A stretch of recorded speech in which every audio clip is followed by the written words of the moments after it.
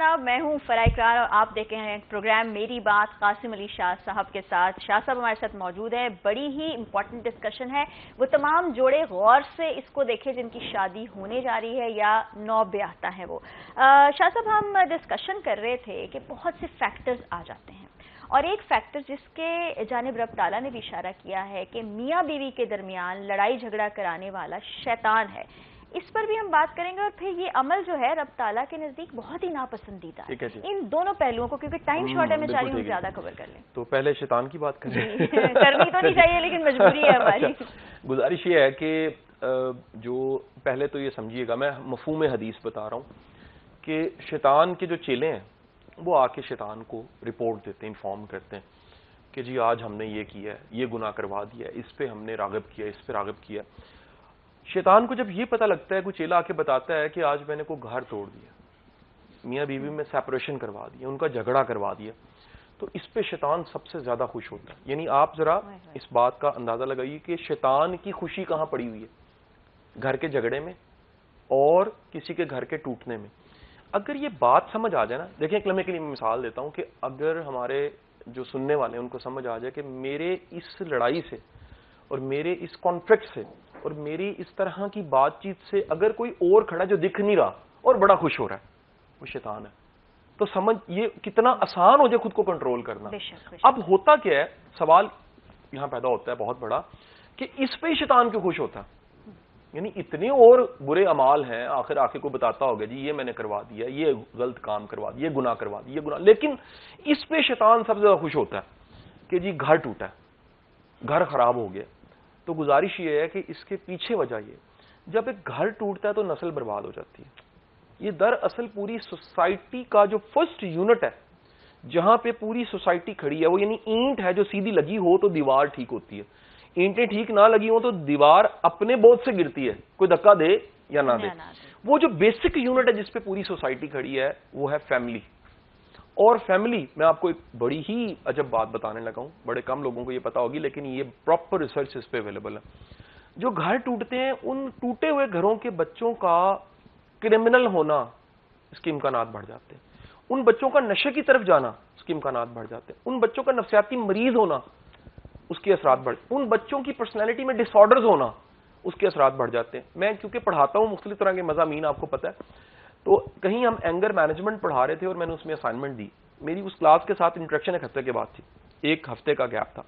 तो मैंने सबको कहा कि आप जिन पे बहुत गुस्सा आता, आप अगर रिसर्च करें, जरा ढूंढें, इत्मीनान से कभी तलाश करें और उनको सुनें, उनको समझें और डिग डाउन करके वो डॉट जोड़ें कि ये जो हो रहा है इसके पीछे क्या है। मैं आप सबको सुनने वालों को दावे से बात कहता हूं, और ये एक हफ्ते के बाद साहब ने मुझे आके रिपोर्ट किया। उन्होंने कहा जी 80% ने कहा शाह साहब 20% कर ही नहीं सके, मुश्किल काम था। उन्होंने कहा जी जिन पे हमें गुस्सा आता है, जब हमने जरा तलाश किया, ढूंढा, उनको सुना, उनको समझा, तो एक हफ्ते के बाद हमें उन पे तरस आने लग पड़ा, क्योंकि वो काबिल रहम थे। उनके उस रवैये के पीछे को माजी था। याद रखिएगा, इस आज के हाल के पीछे एक माजी है और इस हाल का एक मुस्तकबिल है। सो वो कहीं ना कहीं जड़ें बचपन में पड़ी होती हैं। और बचपन में क्या पड़ी होती हैं? जिन बच्चों ने कॉन्फ्लिक्ट्स देखे हैं, जिन बच्चों ने क्लैश देखे हैं, जिन बच्चों ने, जो ब्रोकन फैमिलीज के बच्चे हैं, मैं दिल से आपको कहूं, मेरी हमदर्दी है, नहीं होना चाहिए ऐसे, लेकिन उसके इंतहाई बुरे असरात बच्चों की नफ्सियात पे, बच्चों की शख्सियत पे पड़ते हैं। उसके मुकाबले में वो बच्चे जिन्होंने घर में अमन देखा, घर में सुकून देखा, घर में एक खैर की फिजा देखी, यकीनन फिर उससे क्या चीज बढ़ेगी? सर्टेनिटी बढ़ेगी और सिक्योरिटी बढ़ेगी। ये जो आपने की है ना, बड़ी अहम बात की है कि बचपन का ट्रॉमा लाइफ टाइम आपके साथ रहता है और आपके रिश्तों को खराब करता है। ये बड़ी इंपॉर्टेंट बात है। इस पर हम पूरा एक प्रोग्राम इंशाल्लाह रखेंगे और डिस्कशन करेंगे, आप लोग को गाइड भी करेंगे। आप ओपिनियन लीडर हैं, ओपिनियन लीडर का एक काम ये भी होता है कि वो सोल्यूशन की तरफ लेकर जाए। आप नौजवान नस्ल से बड़े इन टच रहते हैं, ज़ाहिर एकेडमी में बच्चे आते हैं, नौजवान आते हैं, अब सोल्यूशन क्या हो? मसाइल तो सोल्यूशन बड़े देखें, सोल्यूशन शुरू होते हैं, सोल्यूशन शुरू यहां से नहीं होते कि जिनके लड़ाई झगड़े हैं वो क्या करें, वो एक अलग टॉपिक है। मैं टॉपिक को एक लम्हे के लिए वहां पॉज कर रहा हूं जी, उनके लिए मैं आखिर में बात कर दूंगा। रिश्ता शुरू, मेरा ये ख्याल है कि इन सब्जेक्ट्स को, इन टॉपिक्स को हमें अपने घरों में डिस्कस करना चाहिए।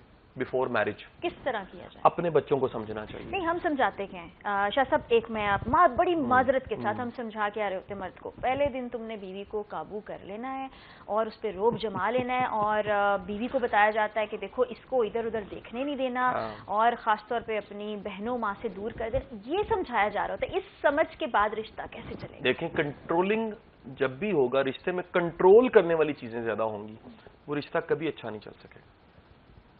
रिश्ते का मतलब क्या है? रिश्ते का हुस्न ये है कि कोई आपका है, आपने उसे आजाद छोड़ा है, वो फिर भी आपका। ये है ब्यूटी ऑफ रिलेशन। लेकिन अगर आपने प्रॉक्टर बन के हर वक्त चेक करते रहना है, हर वक्त क्रॉस चेक करते रहना है, तो आप भी बीमार हो जाएंगे और रिश्ता भी खराब हो जाएगा। याद रखिए, रिश्ते को रिन्यू करना, फ्रेश रखने के लिए एफर्ट करनी पड़ती है। जिस तरह किसी बेकरी में जाएं तो वहां डबल रोटी पड़ी है और उस ब्रेड के ऊपर लिखा हुआ है ये 3 दिन बाद एक्सपायरी है। सही। कोई रास्ता नहीं है उसको ठीक करने का, 3 दिन बाद उसने एक्सपायर हो जाना है। लाइल्मी की वजह से और ग्रूमिंग ना होने की वजह से आज के कपल्स अपने रिश्तों को खुद एक्सपायर कर देते हैं, यानी वो एक्सपायरी और करीब कर देते हैं। होना ये चाहिए कि वो एक्सपायरी से पहले कुछ ऐसा हो, वो एक्सपायरी डेट अनलिमिटेड हो जाए कि ये साथ जो है इस जिंदगी का भी साथ है और इस जिंदगी के बाद का भी साथ है।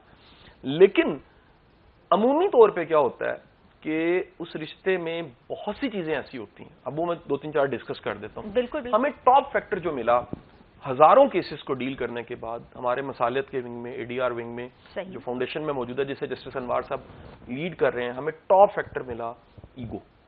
अच्छा, और ये किस जानिब से ज्यादा देखी गई? ये किसी में भी हो सकती है, इसका कोई ताल्लुक मेल फीमेल के साथ नहीं। इसे फीमेल्स में भी कईयों में होती है और मेल्स में भी होती है। क्वेश्चन है ईगो पड़ी कहां है? अब कईयों की ईगो पड़ी होती है एजुकेशन में। जब भी ईगो एजुकेशन में पड़ी होगी तो हमें ऐसे केसेस मिले जो बड़े पढ़े लिखे हैं लेकिन अलहदगी हो गई है। अब वजह ये है, वो सोचते हैं कि मैं गलत कैसे हो सकता हूं, वो जस्टिफाई करते हैं कि मैं गलत हो ही नहीं सकता क्योंकि मैं तो ज्यादा पढ़ा लिखा हूं, मैं पीएचडी हूं, मैं एमफिल हूं। वो अपनी एजुकेशन की वजह से जो ईगो बनी हुई है, वो उसमें उनको फील होता है कि मैं बिल्कुल परफेक्ट हूं और दूसरा गलत है। ईगो का मतलब ये है कि आपका अपने बारे में जो ख्याल है वो परफेक्शन का है और उस परफेक्शन के ख्याल से बाकी सब पे आप शक करें। फिर बाद औक़ात ईगो पड़ी होती है जात बरादरी में, मैं ऊंची जात है तो सामने वाला ऊंची जात है। समटाइम ईगो पड़ी होती है, किसी ने सुपीरियोरिटी कॉम्प्लेक्स दिया होता है, माँ ने कहा होता है कि जी मेरा बच्चा तो जो है वो चांद है और ये जब पैदा हुआ था ये तो लकी था, हमने पहली सुजुकी गाड़ी खरीद ली थी। मिसाल दे रहा हूं, या कुछ दिमाग में ऐसा डाला होता है। बाज़ औक़ात किसी ने इतना लाड प्यार दिया होता है कि वो कॉम्प्लेक्स सुपीरियोरिटी का, लाड प्यार वाले बच्चे याद रखिएगा, जिसको बहुत लाड प्यार मिला होता है वो रिलेशनशिप में अच्छे नहीं होते, सेल्फ सेंटर्ड हो जाते हैं ना। ये भी एक टॉपिक है ना जिसको कभी डिस्कस करेंगे कि लाड प्यार और सख्ती, इसका प्रपोर्शन क्या होना चाहिए। लेकिन लाड प्यार का मतलब है उसने ना नहीं सुनी, उसने हाँ सुनी है। और जो ज़वाजी जिंदगी है, मैरिज का रिलेशन है, इसमें बड़ी दफा आप सक्सेसफुल नहीं है, हर दिन एक साथ नहीं हो सकता। ये रिश्ता साइनोसाइडल वेव फिजिक्स में पढ़ते थे ऐसे ऐसे, ये ऊपर नीचे होता रहता है, एक साथ नहीं रह सकता। और सवाल ये है कि जब ये नीचे हो, ये अच्छी हालत में ना हो, तो इसे ठीक करके दोबारा बेहतर हालत में कैसे रहना, ये नहीं पढ़ाया जाता। ये सब्जेक्ट, इसको ठीक करने के लिए, इसको इंप्रूव करने के लिए मेरा ख्याल है हमारी डिस्कशंस, हमारा एजुकेशन सिस्टम, हमारे घरों की डिबेट, हमारे मीडिया के टॉक्स, डिबेट्स, ये देखें ना, ये चैनल हमारा प्राइम टाइम में एक ऐसे प्रोग्राम को कर रहा है जिसकी डिस्कशन प्रोडक्टिव डिस्कशन है। आज के दौर की बहुत अहम जरूरत है ये शाह साहब। एक और नुक्ता मेरे जहन में आ रहा है जो सबसे ज्यादा सवाल मैंने खवातीन की जानिब से सुना, वो ये कि शौहर जो है वो इस वक्त क्या कर रहा होगा, शौहर कहाँ होगा, मैसेज कर रही हैं, कॉल कर रही हैं, नहीं उठाया तो शक में जा रही हैं। उसकी वजह मुझे जो समझ आती है, मुझे प्लीज़ गाइड कीजिएगा कि बचपन से जब बच्चियां होती हैं उनको समझाया जाता है तुमने अगले घर जाना है, तुम्हारे बच्चे हैं, तुम्हारा वो सब है, उनको लगता है सारी ज़िंदगी सिर्फ शादी, शौहर और बच्चे हैं, एक सर्कल में घूम रही। क्या ऐसा है? क्या हम इस सोच को बदल सकते हैं? देखिए, इसमें तो कोई शक नहीं है कि एक औरत के लिए टॉप प्रायोरिटी तो उसका घर है और टॉप प्रायोरिटी उसके लिए फैमिली है। और अल्टीमेट वो, अगर वो बकौल वासिफ अली वासिफ साहब के कि जो समझदार बीवी है वो खामद को देवता बनाती, खुद देवी बन जाती है, कितना आसान तरीका है। और बेवकूफ़ जो है वो खामद को गुलाम बनाती है, फिर गुलाम की बीवी कहलाती है। तो ये तो कोई शक नहीं औरत के लिए टॉप प्रायोरिटी। लेकिन लाइफ ओवरऑल 7 एरियाज में डिस्ट्रीब्यूट है, उसमें अपनी ज़ात भी है, उसमें ज़हनी सुकून भी है, उसमें लर्निंग भी है, उसमें कंट्रीब्यूशन भी है, اس میں آپ کا اور اپنے رب کے ساتھ ایک تعلق مضبوط، ایمان، توکل وہ بھی ہے، اس میں آپ کا کوئی پروفیشنل لائف بھی ہے، اس میں آپ کی ایک اکنامک سائڈ ہے، آپ نے کچھ پیسے بھی کمانے ہیں، آپ نے ارن بھی کرنا ہے، اس میں آپ کا گھر بھی ہے. اس میں کوئی شک نہیں ہے کہ اگر آپ کمبینیشن کو دیکھیں جو میاں بیوی کا ہے، اس میں زیادہ ذمہ داری بیوی پہ آ جاتی ہے، ماں پہ آ جاتی ہے. ہماری سوسائٹی میں نہیں، سوسائٹی نہیں، درجہ ہی اللہ نے بہت بڑا رکھا ہے نا. دیکھیں آپ اللہ کے رسول صلی اللہ علیہ وسلم کے پاس جا کے ایک صحابی پوچھ رہے ہیں، یا رسول اللہ صلی اللہ علیہ وسلم میری ماں کا یا باپ کا حق زیادہ ہے؟ فرمایا ماں کا حق ہے. دوسری بار پوچھا ماں کا حق ہے، تیسری بار پوچھا ماں کا حق ہے، چوتھی بار پوچھا تو فرمایا باپ کا حق ہے. یعنی 75% پھر ماں کے قدموں تلے جنت ہے. یعنی جو ماں کا مقام ہے، میں یہ نہیں کہتا باپ کا وہ مقام نہیں، باپ کا ایک اپنا مقام ہے، کوئی شک نہیں، لیکن ماں کی قربانی، ماں کے ساتھ گھر میں دراصل کہوں گھر کا مالک ایک ورڈ ہے اور ایک ورڈ ہے گھر کی مالکن. یہ جو گھر کی مالکن ہے نا، اصل میں وہ ہوتی ہے یہ جو گھر کا ماحول اور فضا بنایا ہوتا ہے نا، سارا کچھ یہ گھر کی مالکن نے بنایا ہوتا ہے. اور وہ فضا ماحول اگر نہ بنا پائے، اس کا سب سے بڑا اثر جو پڑتا ہے نا، یاد رکھیے بچوں کی نفسیات پہ، بچوں کی شخصیت پہ پڑتا ہے. اب ایک میں مثال ہمیشہ جب یہ ٹاپک ڈسکس کرتا ہوں تو میں ضرور یہ مثال دے دیتا ہوں. آپ کو پتا ہے پاکستان میں سب سے اچھا خربوزہ کس علاقے کا؟ مجھے نہیں پتا. چلیں تکا لگا لیں. گجرانوالا کا. گجرانوالا میں خربوزہ ہے ہی نہیں، نہ ہونے کے برابر. اور بتائیں، نہ ہونے کے برابر، کم ہے. ایک چانس ہو رہا ہے، ایک چانس اور ہے. الیکٹرا آپ کا ہوا اس کے بعد ہوتا تھا نا. تکا ہی مار رہی ہوں پاکستانیوں کی طرح. کراچی. عارف والا. عارف. پاکستان میں سب سے میٹھا خربوزہ، مزے کا خربوزہ اور بیسٹ جو ہے نا خربوزہ، وہ عارف والے کا. آپ عارف والے کا خربوزہ اس کا بیج لیں، بڑے دھیان سے سننا، اس بیج کو جا کے آپ لیا میں، بکر میں، میاں والی میں لگا دیں. صحیح. کیا نتیجہ ہوگا؟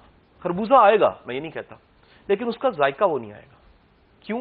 وہ ایکو سسٹم، وہ ماحول جس نے بیج سے پھل تک کا سفر طے کروانا تھا. بیج سے ایک سفر تھا کہ ایک کومپل پھوٹی، پھر پودا بنا، پھر ایک چھوٹا سا پھل لگا، پھر وہ پھل بڑا ہونا شروع ہوا، پھر اس نے زمین سے سک کیا ان چیزوں کو جس سے ذائقہ بننا تھا، جن سے فلیور بننا تھا، جن سے مزہ. اور جن کو خربوزہ پسند ہے ان کے منہ میں پانی آ گیا ہوگا. میرا تو جا رہا ہے ہم خربوزہ منگا لیں. تو اب وہ خربوزہ جو ہے وہ عارف والا کی اس انوائرمنٹ، ایکو سسٹم کی وجہ سے اس ذائقے میں ہے. گھر ایک خاص ماحول ہوتا ہے. دیکھیں گلاب کو آپ گھر کے اندر رکھیں نا، وہ مرجھا جائے گا. آپ منی پلانٹ کو دھوپ میں رکھ دیں کہ نہیں جی دھوپ بڑی ضروری ہے، وہ مرجھا جائے گا. منی پلانٹ کو آپ گھر کے اندر رکھتے ہیں، گلاب کو آپ دھوپ میں رکھتے ہیں تو وہ خوشبو دیتا ہے. یعنی کہ ماحول سازگار ہونا سب سے زیادہ ضروری ہے.